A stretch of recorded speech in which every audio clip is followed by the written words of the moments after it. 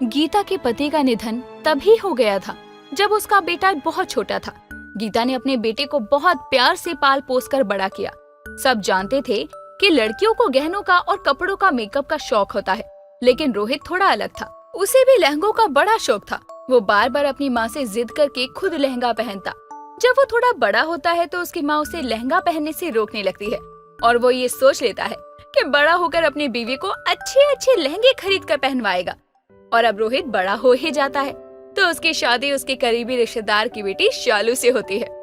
अब रोहित की माँ रोहित की लहंगों की दीवानगी की बात लड़की वालों से छुपा लेती है। दोनों की शादी धूमधाम से होती है। शादी वाले दिन शालू लहंगा उतारने बाथरूम में जा रही थी कि तभी रोहित उसे टोक देता है। अरे अरे, ये क्या कर रही हो तुम? क्या हो गया जी? मुझसे कोई गलती हुई है क्या? अरे अरे पगली, डरो मत। मैं तो कह रहा था कि इस लहंगे में ना तुम बहुत सुंदर लगती हो, इसे मत उतारो। आज से ना पहन कर ही सो जाओ। वैसे तो शालू उस लहंगे में कंफर्टेबल नहीं होती और उसका लहंगा भारी भी था, लेकिन अपने पति के प्यार से कहने पर वो लहंगा पहन के सो जाती है, क्योंकि उसे लगा था कि वो अपने पति के लिए इतना तो कर ही सकती है। कुछ दिन ऐसे ही गुजरते हैं। शालू पूरे घर में लहंगा पहनकर रोज घुमा करती। ऐसे ही एक दिन रोहित शालू के पास आकर उसे बोलने लगता है। शालू चलो, मैं तुमको बाहर घुमा के लाता हूँ, और हाँ, जल्दी से तैयार हो जाना और वही लहंगा पहना शादी वाला। अरे ये कैसी बातें कर रहे हो? घूमने जा रहे हैं और तुम कह रहे हो कि लहंगा? ये कौन पहनता है? मैं तुम्हारा पति हूँ, क्या तुम मेरे लिए इतना भी नहीं कर सकती? हाँ, अब जाओ, जल्दी जाओ, मुझे और भी काम है। अब शालू बेचारी भारी सा लहंगा पहनकर तैयार हो जाती है और दोनों पति पत्नी शॉपिंग के लिए निकल जाते हैं। वहीं शालू अपने मन ही मन सोच रही थी, आज तो मेरा दिन बन गया। मैं जींस लूंगी, सूट पहनूंगी, बहुत मजा आएगा। तभी रोहित की नजर एक दुकान पर जाती है और वो खुश होते हुए शालू से कहता है। अरे देखो, कितनी सुंदर सुंदर लहंगों की दुकान है यहाँ पर। अरे ये क्या लिखा है? यहाँ पे तो सेल भी है। चलो चलो चलो चलो, यहाँ चलते हैं। आओ बहन जी आओ, क्या दिखाऊं? साड़ी या सूट या लहंगा? हमारे दुकान पर बनारसी साड़ी से लेकर कंजीवरम तक सब लहंगे हैं। अरे वाह, क्या बात है, अब तो मजा आ जाएगा। भैया हमें जल्दी से ना 7-8 बढ़िया बढ़िया लहंगे दिखा दो। अब सेल्समैन एक से बढ़कर एक लहंगा लेकर उन्हें दिखाता है, पर रोहित का मन 3 लहंगे लेने के बाद भी नहीं भरता और उसका और लहंगे लेने का मन करता है। बेचारी शालू अब बार बार लहंगे ट्राई कर करके परेशान हो चुकी थी और गुस्से में आकर शालू बोल ही पड़ती है। बस जी, अब बहुत हो गया। मैं थक गई हूँ और लहंगा नहीं ट्राई कर सकती। मुझसे नहीं होगा अभी ये सब। बेबी प्लीज ना, अभी बस 3 लहंगे लिए हैं, अभी तो 4 लहंगे और ले लेते हैं ना। जाओ, अब ये गुलाबी वाला पहन के दिखाओ। नहीं, बस बहुत हुआ, अब मैं और नहीं करूँगी। और सुनो जी, अगर तुमको इतना शौक है ना तो तुम खुद ही ट्राई कर लो। अरे वाह, क्या बात कर दी तुमने, ये तो मैंने सोचा ही नहीं था। एक काम करता हूँ, मैं ही ट्राई करके आता हूँ। भैया अब जल्दी से 10-12 अच्छे अच्छे लहंगे दिखा दीजिए। लेकिन इस बार तो दुकानदार भी लहंगे दिखाकर थक जाता है और फिर हार मान लेता है, जिसे देखकर शालू खुश हो जाती है कि चलो जान छूटी। तभी दुकानदार कहता है, बस भाई साहब, अब यही थे जो थे, अब चुन लीजिए ताकि मैं हिसाब कर लूं। अरे भैया आप भी ना, अरे अभी तो आपने सिर्फ 40 लहंगे दिखाए हैं। अजीब, बस बस, अब जो लेना है ना वो लो, वरना मैं चली। बहुत हो गया आपका। ठीक है, फिर तुम कहती हो तो मान लेता हूँ। अब भैया ये 12 लहंगे पैक कर दो और बिल बना दो। एक तरफ तो दुकानदार को वैसे तो लहंगा बेचकर खुश होना चाहिए, लेकिन वो रोहित जैसे इंसान से मिलकर परेशान और दुखी हो चुका था। अब वो जल्दी से सारे लहंगे पैक करके उन्हें दे देता है और दुकान से रवाना करता है, जिसके बाद रोहित और शालू अब वो भारी भारी लहंगों के बैग लेकर घर आते हैं। शालू अब तो तुम ना हर दिन लहंगे पहनोगी। हाय, मैं तो सोच के ही बहुत खुश हो रहा हूँ। अरे तुम कितनी प्यारी लगोगी ना। रोहित, तुम पागल हो गए हो क्या? रोज लहंगा कौन पहनता है? ये नहीं हो सकता। मैं तुम्हारा पति हूँ, मेरी बात तुम्हें माननी होगी, और अगर तुमने मेरी बात नहीं मानी तो मैं जहर खा लूंगा और फिर तुम लहंगे पहन भी नहीं पाओगी। सफेद साड़ी पहन के घूमना। अब बेचारी शालू मरती क्या ना करती, वो मान जाती है और अपने पति की बात मानकर रोज लहंगा पहनती है। शालू लहंगा पहनकर सोती, खाती और तो और घर के सारे काम करती। ऐसे ही कई दिन गुजरते हैं। तभी एक दिन शालू बेचारी लहंगे में झाड़ू लगा रही थी और उसका पैर फिसल जाता है और वो धड़म से गिरती है और उसको बहुत चोट आती है। हाय रे राम, मैं तो मर गई। अरे कोई तो उठाओ मुझे। अरे बहू कैसे गिर पड़ी, क्या हुआ? और ये क्या पहना हुआ है? तू पागल वागल तो नहीं हो गई है? ये लहंगा पहन के कौन काम करता है? अरे माँ जी, ये तो आपकी ही सजा है जो मुझे मिल रही है। अगर आप पहले बता देती कि आपका लड़का लहंगा का इतना दीवाना है तो मैं इनसे शादी कभी नहीं करती। आप मुझे उठाओ भी अब। गीता शालू को उठाती है और उसके कपड़े बदल कर उसे बेड पर लेटाती है। बेचारी शालू को उसके पति की वजह से पैर में प्लास्टर चढ़ जाता है। तभी रोहित आता है और शालू को बेड पर देखता है। उसने लहंगा नहीं पहना था और वो शालू से पूछता है, अरे क्या हो गया तुम्हें? और ये पाँव में पट्टी? एक मिनट, तुमने लहंगा क्यों नहीं पहना हुआ है? अरे तुम पति हो या पापी? तुम्हारी वजह से मेरी टांग टूट गई और तुम्हें लहंगे की पड़ी है। पर अब तो बेड पे हो ना, तो लहंगा पहन के भी तो लेट सकती हो। तुम जाते हो या मैं तुम्हारा खून कर दूं? ठीक है, मत पहनो, लेकिन ठीक होने पे पहन लेना, ठीक है? अगर तुमने नहीं पहना ना तो मैं जहर खा लूंगा, अभी बता देता हूँ। ऐसे ही दिन बीतते हैं। शालू ठीक हो जाती है, पर उसे हर दिन बस यही बात सताया करती कि ठीक होने पर उसका पति फिर से उसे लहंगा पहनाएगा। वो परेशान हो जाती है। फिर शालू और गीता रोहित को सुधारने के लिए एक तरकीब बनाते हैं। अजी सुनते हो? उठ जाओ, सुबह हो गई है। Happy birthday. देखो जरा मैं आपके लिए क्या गिफ्ट लेकर आई हूँ। जन्मदिन बहुत मुबारक हो बेटा। मैं अपनी पेंशन से तेरे लिए गिफ्ट लाई, जरा देख के बता तो कैसा है? ये देखकर अब रोहित बहुत खुश होता है और दोनों के गिफ्ट खोलकर देखता है तो शॉक्ड रह जाता है। अरे ये क्या, तुम दोनों लहंगा लेकर आई हो मेरे लिए? अरे आप दोनों पागल वागल हो गई हो क्या? मैं लहंगे पहन के घूमूंगा, लड़का हूँ मैं। अरे बेटा गिफ्ट में तो पसंद की चीज देते हैं और तुझे तो लहंगा कितना पसंद है। हाँ जी, अब जल्दी से पहन के तैयार हो जाओ, हमें मंदिर भी जाना है। अगर तुमने ये नहीं पहना ना तो मैं जहर खा लूंगी। अब रोहित फंस गया था। अब बेचारा रोहित क्या करता? आखिर औरतों के आगे किसकी ही चलती है। वो लहंगा पहनकर जल्दी से तैयार हो जाता है और शालू उसकी तस्वीरें लेती है। तीनों मंदिर के लिए निकल जाते हैं। हाय राम रे, आज क्या लग रहे हो आप? मैं तो आप पर वारी जाऊं। अच्छा तो लगेगा ही, आखिर बेटा किसका है? अब तीनों मंदिर पहुंच जाते हैं। रोहित को वहां जाके पता चलता है कि मंदिर जाने के लिए उसे बड़ी बड़ी सीढ़ियां चढ़नी है, जो कि बहुत ऊंची थी। अब शालू और गीता तो लहंगे की आदी हो चुकी थी। वो जल्दी जल्दी सब सीढ़ियां चढ़ जाती हैं और बेचारा रोहित अपना लहंगा उठाकर धीरे धीरे सीढ़ियां चढ़ता है और हाफने लगता है। जैसे ही वो मंदिर में पहुंचता है, तभी एक बच्ची जोर से हंसती है और कहती है, अरे लहंगे वाले अंकल के पैर पर तो कितने सारे बाल हैं। अबे ओ चिमकांडी सी शकल की बच्ची, मुंह बंद कर वरना मुंह तोड़ दूंगा तेरा। कितने बदतमीज हो आप। अरे छोटी बच्ची को डांट रहे हो, अरे खुद तो लहंगा पहन के घूम रहे हो और बच्ची पे चिल्ला रहे हो। ये सुनकर रोहित उदास हो जाता है क्योंकि उसकी गलती थी और वो उस बच्ची से माफी मांगने लगता है। सॉरी बेटा, मैं तुम पे चिल्लाया, मुझे माफ कर दो। फिर रोहित के आसपास के सब लोग उस पर हंस रहे थे। बेचारा शर्म से अपना मुंह ढक लेता है और पूजा करके घर सब वापस आ जाते हैं। और रोहित घर आकर देखता है कि लहंगे की वजह से उसके पूरे जिस्म पर दाने थे। तभी शालू और गीता भी वहाँ आते हैं और शालू उसका मजाक उड़ाती हुई कहती है, अजी देखिए, मैं सोच रही थी कि आपकी लहंगे वाली फोटो फ्रेम करके घर में लगा दूं। जरा देखकर बताइए कौन सी अच्छी है। अरे मैं तो कहती हूँ दोनों लगवा दे बहू। मुझे तो आज रोहित को देखकर अपनी स्वर्गवासी माँ की याद आ गई। अरे बस करो तुम लोग, मैं दर्द में मरा जा रहा हूँ और तुमको फोटो और स्वर्गवासी माँ की पड़ी है। मैं समझ गया कि मैं गलत था। रोज लहंगा पहनना कितना मुश्किल है। आज के बाद मैं कभी जिद नहीं करूँगा, मुझे माफ कर दो। हम आपको एक शर्त पर माफ करेंगे, अगर आप मुझे लहंगे के अलावा कुछ अच्छे कपड़े दिलाओगे तो। रोहित अपनी पत्नी की बात सुनकर अब अपने आंसू पोंछ लेता है और उसके बाद फिर कभी लहंगे की तरफ देखता तक नहीं। फिर शालू और रोहित खुशी खुशी रहते हैं और शालू का जब मन करता वो तभी लहंगा पहना करती। रौनकपुर गांव में जगदीश अपनी पत्नी माला के साथ रहा करता था।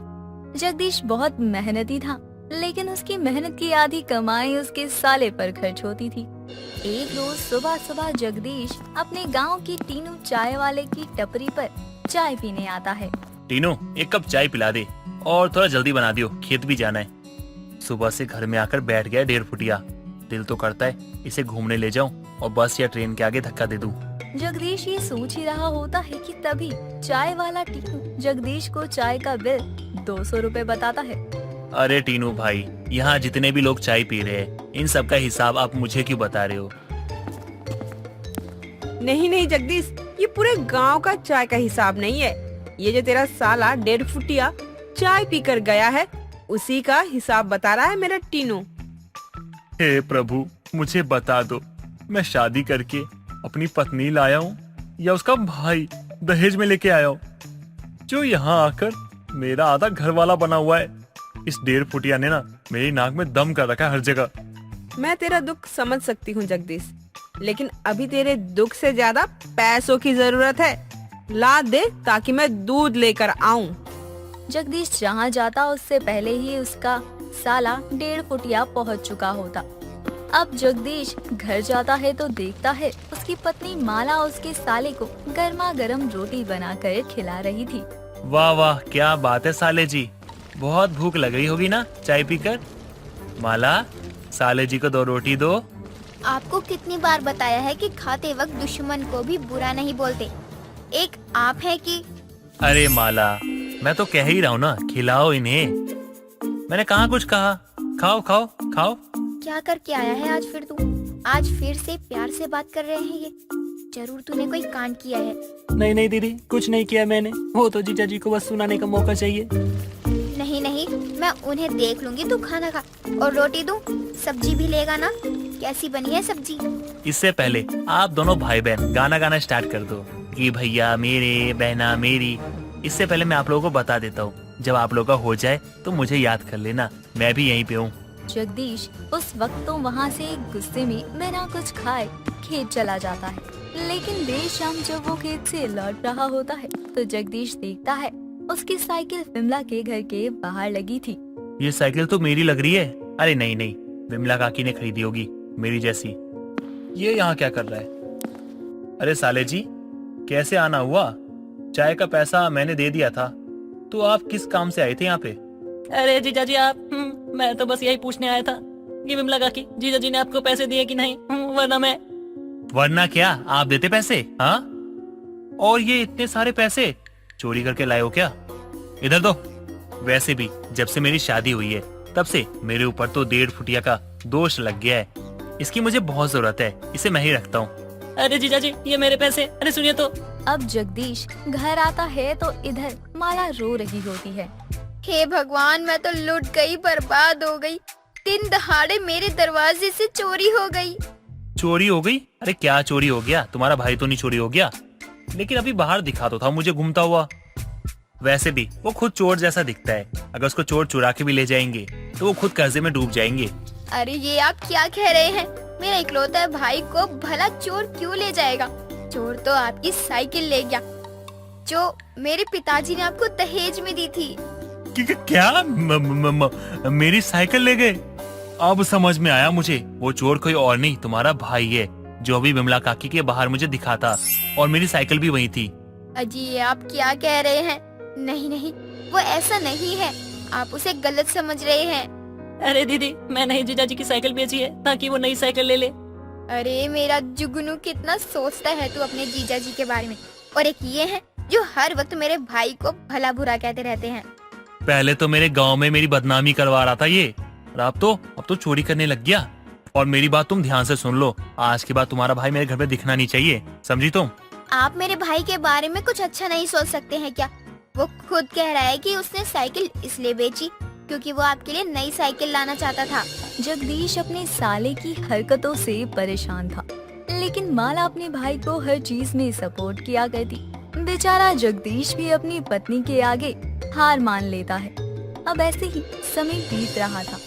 जगदीश तो हर वक्त अपने 1.5 फुटिये साले को उसके घर भेजने में लगा रहता, लेकिन उसका साला भी 1 या 2 दिन के लिए अपने घर जाता और फिर अपनी बहन के घर लौट आता। अरे माला देखो, ये विमला काकी ने सुबह सुबह क्यों रो रही है? कहीं इनके घर में चोरी तो नहीं हो गई? रुको देखती हूँ क्या हुआ, क्यों सुबह सुबह इतना हंगामा मचा रखा है। अरे मेरी पिंकी घर में नहीं है, उन्हें चोर उठा ले गए। हे प्रभु, मेरी फूल सी बेटी किसी के साथ भाग भी नहीं सकती। क्योंकि वो तो ठीक से चल भी नहीं पाती है। हाँ विमला काकी, मैं जानती हूँ वो बचपन से ही लंगड़ी है, तो कैसे भागेगी। आज तो वो 1.5 फुटिया भी घर पे नहीं है और बिमला काकी की बेटी पिंकी भी गायब है। कहीं वो 1.5 फुटिया पिंकी को लेकर भाग तो नहीं गया? नहीं, अगर ऐसा हुआ ये सब मैं नहीं झेल पाऊंगा। ये सब बातें हो ही रही होती है। विमला अपनी बेटी के घर से गायब होने पर रोना धोना शुरू कर देती है। तभी माला अपने भाई के साथ पिंकी को देखकर हैरान रह जाती है। ये मैं क्या देख रही हूँ? मेरा भाई 1.5 फुटिया, मेरा मतलब जुगनू, पिंकी के साथ। कहाँ है पिंकी? मेरी बेटी पिंकी कहाँ है? पाए लागू सासू माँ, आज से मैं आपका दामाद। मैंने आपकी बेटी से शादी कर ली। तेरी इतनी हिम्मत, तू मेरी बेटी को भगा ले गया। और तुझे यही चोर मिला था बिहाने को। जरा इसकी शक्ल देख, कहीं भी गांव में चोरी हो जाए तो सबसे पहले शक इसी पर जाता है, और तुझे यही पसंद आया। ये हुई ना विमला काकी बात। लात जूते चप्पल सबसे मारो उस कुत्ते को, इतना मारो कि कभी इस गांव में आए ही ना। मेरी आंखें तरस रही है विमला काकी, मारो, मुझे अपनी आंखों से देखना है, मारो इसे। विमला काकी, मैं बस आपकी इज्जत करती हूँ, लेकिन आपने मेरे 1.5 फुटिये को हाथ कैसे लगाया? अभी तो हाथ ही लगाया है इसे, अब तो मेरा लात भी चलेगा। लेकर चली जा इसे मेरी नजरों के सामने से।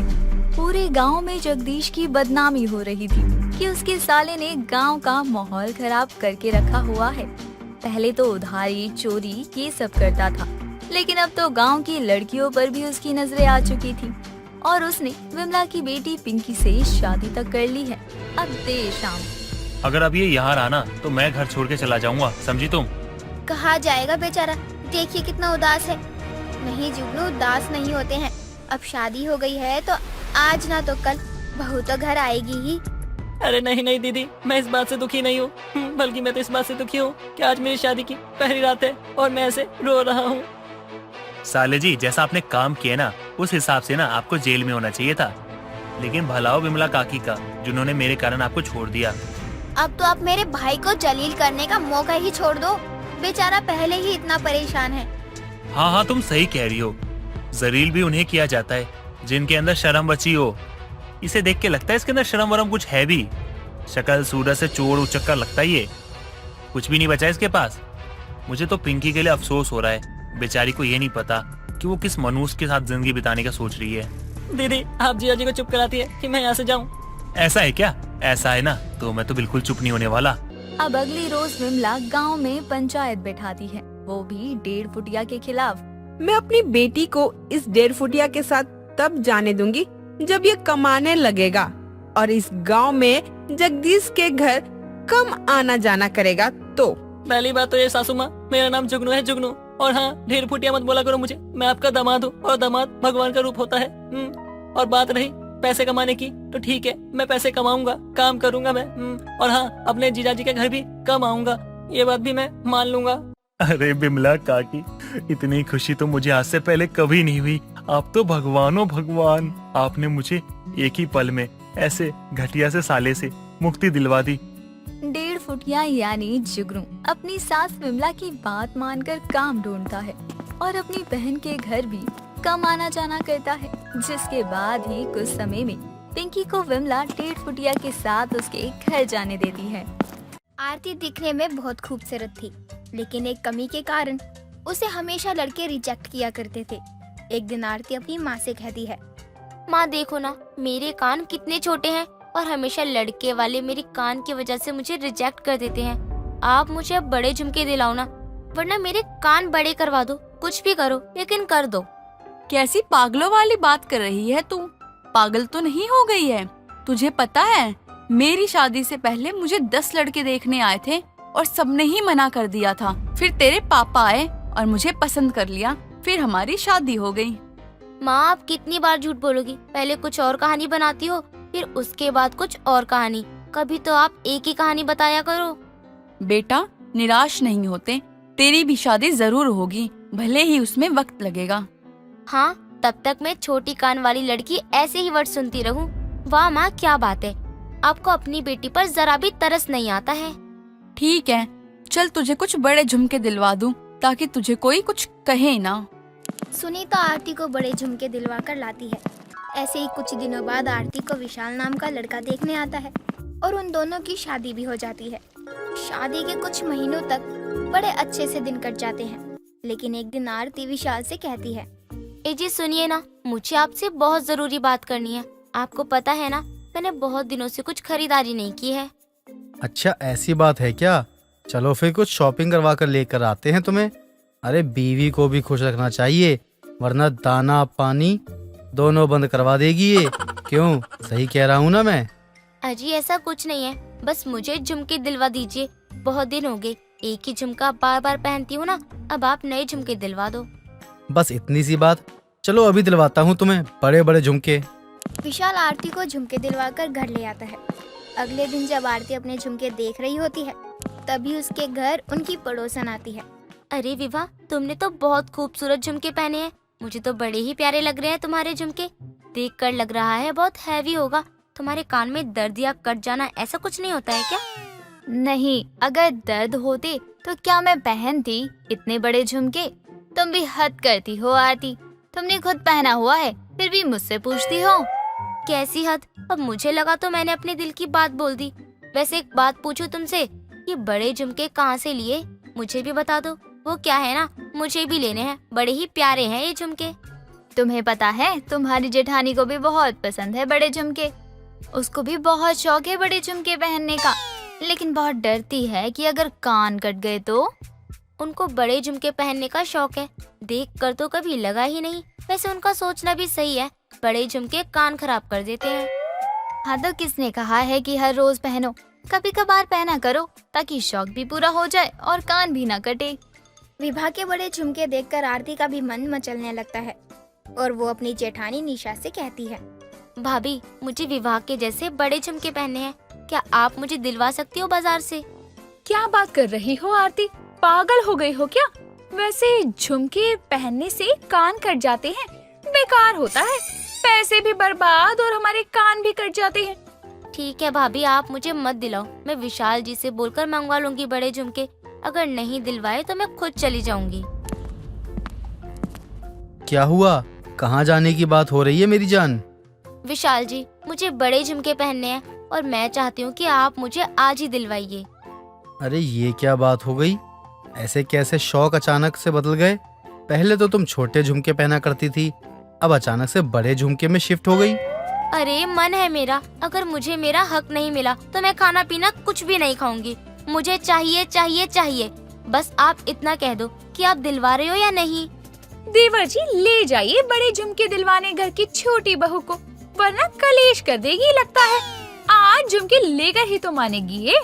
विशाल आरती को फिर से झुमके दिलवा कर लेकर आता है और फिर कुछ दिन बाद आरती की जेठानी उसे चिढ़ाते हुए कहती है, अच्छा आरती, मुझे ये बताओ, तुम बड़े वाले झुमके इसीलिए पहन रही हो ना, ताकि सबको पता लगे कि तुम्हारे कान हैं जो कि दिखते नहीं हैं, इसीलिए तुम बड़े झुमके पहनती हो ना? भाभी, आज तक तो मुझे कभी साबित करने की जरूरत नहीं हुई, लेकिन आप जैसे कुछ लोग मिल गए ना, तो उनको ही दिखाकर बोलूंगी। लो भाई, मेरे कान हैं लेकिन छोटे हैं, तभी झुमके पहनने हैं। अरे छोटी, पागल जैसी बात क्यों कर रही है? मैं तो मजाक कर रही थी। चल अब गुस्से को थूक दे और आज मैं तुझे बड़े झुमके दिलवाती हूँ। अरे नहीं नहीं, मुझे नहीं चाहिए कोई झुमका। अभी आप झुमका दिलाओगी, बाद में ताने मार मार कर वसूल भी कर लोगी। ना बाबा ना, मुझे नहीं चाहिए। मैं खुद मंगवा लूंगी अपने प्यारे पति देव से। अरे देवर जी दिलवाएं या मैं दिलवाऊं, बात तो एक ही है ना। अब जिद छोड़ो और चल दो मेरे साथ। आज मैं तुम्हें झुमके दिलवाती हूँ, बड़े झुमके पहनने वाली छोटी बहू। नहीं भाभी, मैंने कह दिया ना, मुझे झुमके नहीं चाहिए। मैं विशाल जी के साथ जाकर ले आऊंगी, आप उसकी चिंता मत कीजिए। अरे पागल, मैं तुम्हें सोने के झुमके दिलवाना चाहती हूँ, ताकि बाद में कभी तुम्हारे कानों में कोई इन्फेक्शन ना हो। लेकिन तुम्हें तो कुछ समझ ही नहीं आता। सोने के झुमके? अरे नहीं भाभी, सोने के झुमके ना बड़े बोरिंग होते हैं। ना उसमें कोई कलर होता है ना कुछ, बस पीला सा और सुंदर सा दिखता है। मुझे तो बस आर्टिफिशियल झुमके ही पसंद है, जो दिखने में सुंदर और फैशनेबल हो। आप रहने दो, अब तो मैं अपने पति से ही मंगवाऊंगी। आरती अपने पति के आने का इंतजार करती है। कुछ देर बाद जैसे विशाल घर आता है, तभी आरती विशाल से झुमके दिलवाने की बात करती है, लेकिन इस बार विशाल मना कर देता है। तभी रोते हुए आरती खुद से बोलती है, सब समझती हो, मैंने एक बार क्या कह दिया झुमकों के बारे में, मुझे मना कर दिया। आज तक मुझे किसी ने मना नहीं किया। अब देखना, खुद के झुमके मैं खुद से लाऊंगी। क्या हो गया छोटी, रो क्यों रही हो? अब इतनी भी बड़ी बात नहीं हुई जो तुम ऐसे रो रही हो। एक झुमके के लिए ही तो मना किया है देवर जी ने। लेकिन भाभी, उनको पता है कि मुझे झुमके कितने अच्छे लगते हैं, फिर भी मेरे साथ ऐसा किया। आज के बाद मैं अपने लिए झुमका खुद से लेकर आऊंगी। मुझे लगा तुम कहोगी कि आज के बाद कभी झुमके नहीं पहनोगी, लेकिन ये तो उल्टा ही हो गया। तुम्हें कोई समझा नहीं सकता। जब तुम्हारे कान में प्रॉब्लम होगी ना, तब जाकर तुम्हें अकल आएगी। हाँ ठीक है, जब आएगी तब देखा जाएगा। अब मुझे सोचने दीजिए कि मैं कैसे नए झुमके ला सकूं अपने लिए। आरती की बात सुनकर निशा को समझ आता है कि अब तो आरती सुधरने नहीं वाली। आरती को सुधारने के लिए कुछ तो तिगड़मबाजी करनी ही पड़ेगी। अगली सुबह आरती एक झुमका अपने कान में लगाकर गाना गा रही थी। झुमका गिरा रे बरेली के बाजार में, झुमका गिरा झुमका गिरा झुमका गिरा, हाय हाय हाय। तभी वहाँ निशा आती है और आरती को गाना गाता हुआ देखकर बोलती है, क्या बात है आरती, बड़े गाने गाए जा रहे हैं। और ये क्या, एक मिनट, ये झुमका तो मैंने कहीं देखा है, लेकिन याद नहीं आ रहा कहाँ देखा है। कहाँ से मिला तुम्हें ये झुमका? कहाँ मिला मतलब? मैंने खरीदा है। आपको क्या लगता है कि मैंने चोरी की है इसकी? नहीं नहीं, मैं ऐसा नहीं कह रही हूँ। मैं तो सोच रही हूँ कहाँ देखा है ये झुमका। कहीं तो देखा है ये झुमका। कहीं क्या, बाजार में देखा होगा आपने। आरती के कान के झुमके देखकर निशा को याद आता है, ये झुमका उनकी पड़ोसन विभा का है। निशा हैरान थी, आरती के पास विभा का झुमका आया कहाँ से? कुछ देर बाद निशा विभा से पूछती है तो पता चलता है कि उसका झुमका चोरी हो गया था। निशा बाजार से एक सुंदर सा झुमका लेकर आती है। आरती, ये लो झुमके, बहुत खूबसूरत हैं। अभी पहनो, तुम पर बहुत अच्छे लगेंगे। आज आपको मुझ पर दया कैसे आ गई? आप तो सोने का झुमका दिलवाने वाली थी, तो आज ये झुमका क्यों? बस कुछ चीजें ठीक करने के लिए। अरे तुम पहनो ये झुमके, मैं अभी आती हूँ। आरती जैसे निशा के लाए झुमके पहनती है, तभी उसके कान में जलन होने लगती है और देखते ही देखते आरती दर्द से तड़पने लगती है और रोते हुए बोलती है, अरे जेठानी जी, क्या था इस झुमके में?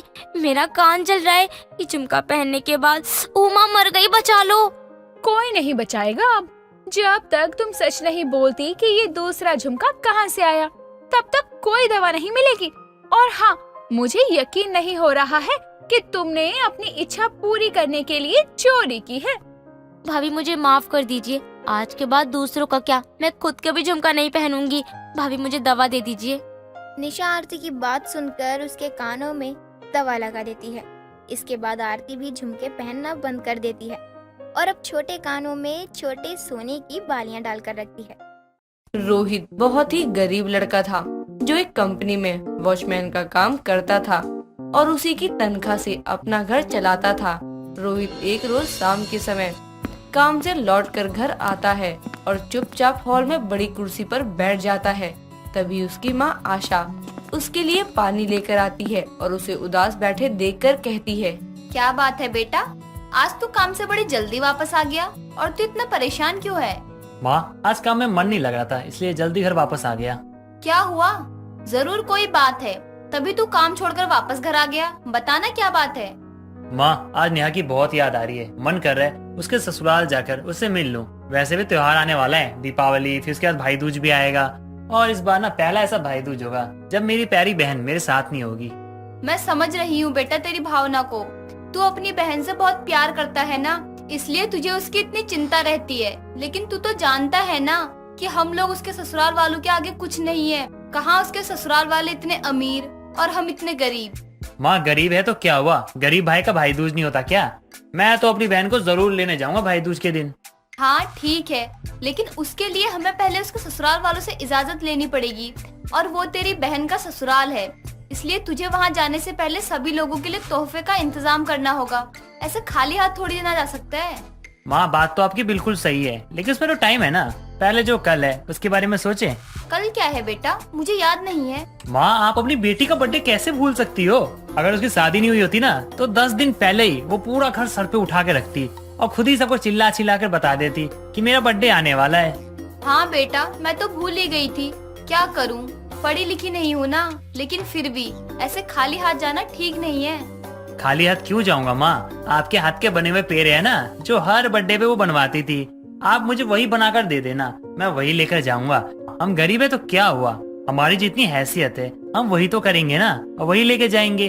और आपकी बेटी के लिए आपके हाथों के बने हुए पेड़े से ज्यादा अच्छा और कुछ भी नहीं हो सकता। इसी बहाने अपनी बहन से मिलना भी हो जाएगा और सबको भाई दूज के लिए घर आने का न्योता भी दे दूंगा।